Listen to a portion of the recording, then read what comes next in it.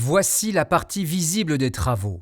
Au-dessus de l'entrée principale, la surélévation d'un étage du bâtiment des urgences est en cours. Un nouvel étage destiné à accueillir notamment les bureaux du service administratif.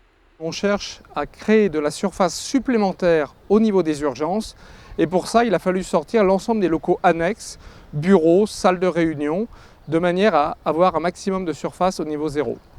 Donc ici on a la création d'environ 1000 m² de surface pour faire des bureaux annexes, des salles de colloque, l'ensemble des besoins nécessaires en annexe à l'exploitation du service des urgences.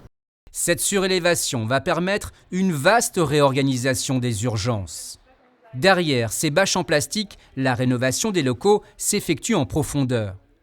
Les murs ont été mis à nu, ils seront bientôt entièrement rééquipés. On démolit systématiquement l'ensemble des locaux existants, cloisons, techniques, tout est refait à neuf. Et ensuite, on rénove intégralement, donc rénovation, reconstruction de techniques, reconstruction de cloisons, tout est remis en état et on repart avec une installation complètement neuve pour les 30 prochaines années. Faire avancer ce chantier constitue un énorme défi en termes d'organisation. L'objectif est ici de garder un accueil des patients de qualité 24 heures sur 24, tout en menant simultanément les rénovations. Résultat, les zones de travaux s'imbriquent dans celles qui gardent une activité hospitalière normale.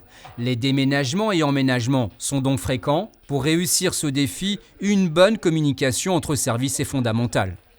Il y a plus d'une dizaine de déménagements-emménagements, on parle chez nous de rocades et à l'occasion de ces rocades, on doit vraiment avoir une forte communication pour tous les acteurs, tous les collaborateurs des HUG, que ce soit aussi bien les personnels qui travaillent au sein même des urgences, mais aussi de tous les partenaires des urgences. À terme, les travaux permettront de doubler la surface des urgences en passant de 4 300 à 6 650 m².